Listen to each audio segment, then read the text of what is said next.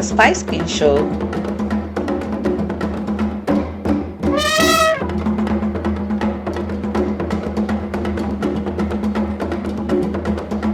Hi, I'm the Spice Queen. Today I'm going to show you how to make Turkish coffee. To make a Turkish coffee, you need to have a Turkish coffee pot. This is also known as setzer or ibrik in Turkish language, and it's usually made of copper, but there are also ones that are made of enamel as well. And we need to have the correct amount of water.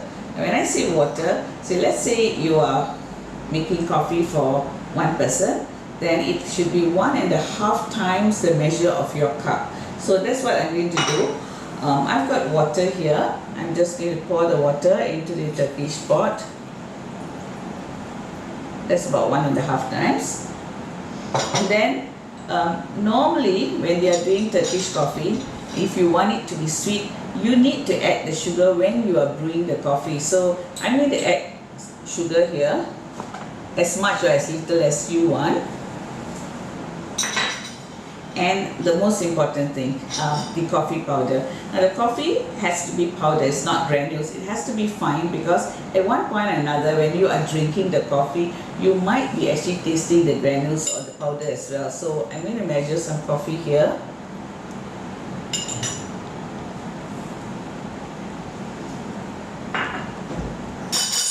Right, and then just turn on the stove.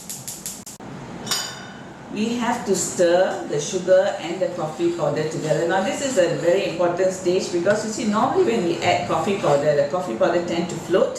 So we are now trying to make the coffee powder into the coffee, into the water, and then it will surface again as a froth. Now once the coffee and the sugar plus the water is in, we need to keep stirring this, because the idea is for the coffee powder to sink to the bottom of the pot and then surface again. So this is what I'm going to do now, stirring it.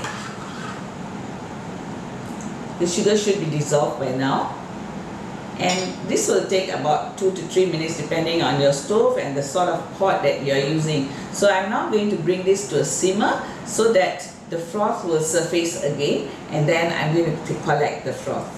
Okay, now that it is just coming to a simmer, I'm going to turn off the stove. You can actually keep the stove on if you want, but you can take this away.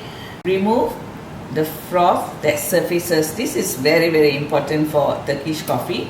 I just put it into the cup very gently, because we don't want to disturb the froth. Okay, a little bit more. Yeah, I think this is enough froth here. So you can see that the froth is here, and after this I have to bring the coffee to a boil and then pour it in here gently. Must be do it gently, because we still want the froth to be right at the top. And I'll bring the coffee back to boil again. Okay, now that you can see it has come to a boil, I'll turn off, because you shouldn't be boiling it too long, it will become too bitter. So now I can transfer the coffee. And I have to do it very gently, because I don't want to disturb the froth that's here. So I'll just pour it from the side at one corner.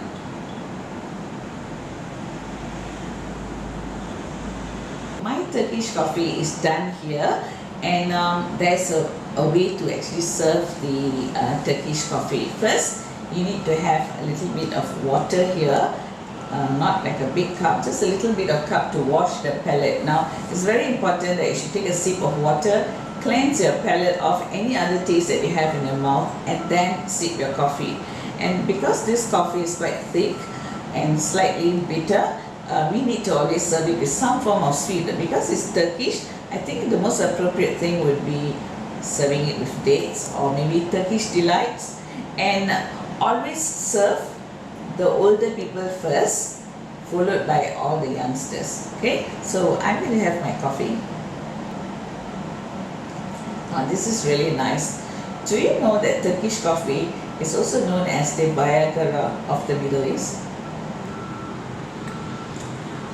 Okay, I just finished all that coffee, and I think I'm going to see my fortune.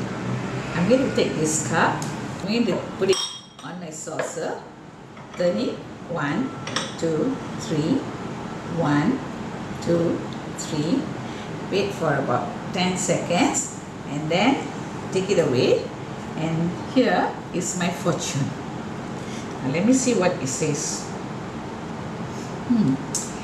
It says, I will make my fortune from today onwards.